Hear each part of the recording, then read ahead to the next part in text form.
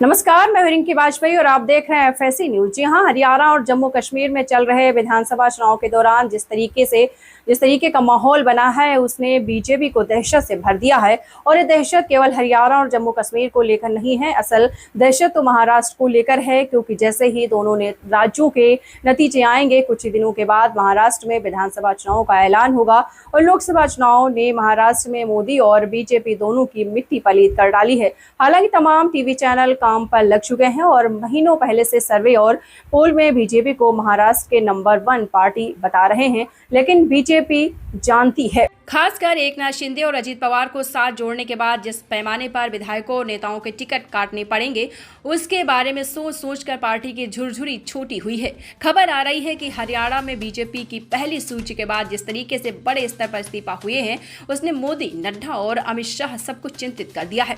राजनीतिक हलकों में सबसे बड़ी चिंता ये है कि हरियाणा में नेताओं ने बड़ी सूची आपको बता दें जारी होने के पहले ही पार्टी को अलविदा बोलना शुरू कर दिया है। इसे देखते हुए महाराष्ट्र बीजेपी के नेताओं ने भी अपनी अपनी गोटियां सेट करनी शुरू कर दी है।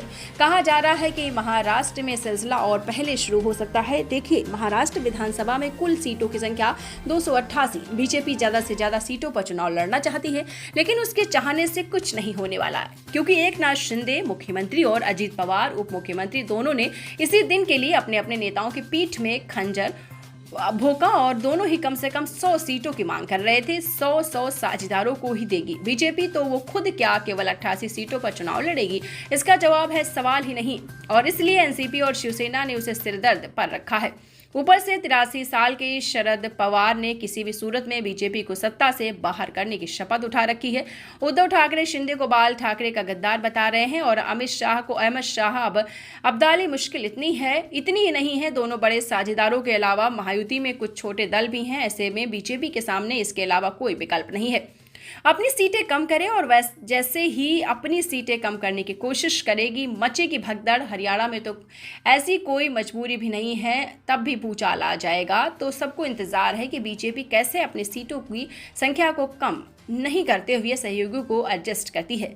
ऊपर से लोकसभा चुनाव में दुर्गति से बीजेपी की वैसी मजबूत स्थिति नहीं रह गई है।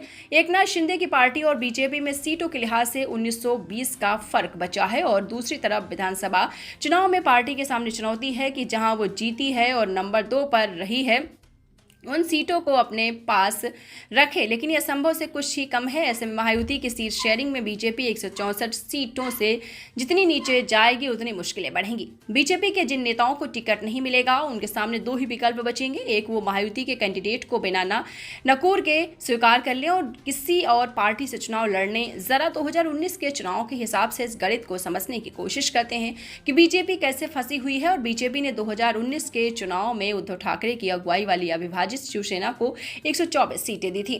शिवसेना ने इनसे 56 सीटें जीत ली थी। शिंदे इन सारी सीटों पर अपना दावा जता रहे हैं। कम से कम इसके अलावा उन्हें सीटें चाहिए। अजीत पवार भी अपने चाचा को धोखा देने की भरपूर कीमत चाहते हैं। बीजेपी के सामने शिंदे की अगुवाई वाली शिवसेना और अजीत पवार की अगुवाई वाली राष्ट्रवादी कांग्रेस पार्टी यानी एनसीपी को सम्मानजनक सीटें देने का दबाव है।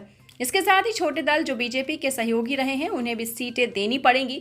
इसमें नवनीत राणा के पति रवि राणा की पार्टी है और आप बता दें आरएसपी है, तो इन पार्टियों को कैसे एडजस्ट करेगी बीजेपी? देखिए, बीजेपी 2019 में कुल 164 सीटों पर चुनाव लड़ी थी।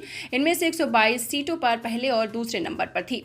बीजेपी को 2019 के चुनाव में 23 सीटों पर 8000 से कम वोटों से हार मिली थी। ऐसे में देखा जाए तो बीजेपी का 128 सीटों पर अच्छा प्रदर्शन रहा था। 2014 में भी बीजेपी 260 जीतों पर लड़ी और 160 सीटों पर पहले और दूसरे नंबर पर रही थी। तो क्या वो इन सीटों को अपने पास रखने की स्थिति में है? इसका जवाब अभी तो यही है।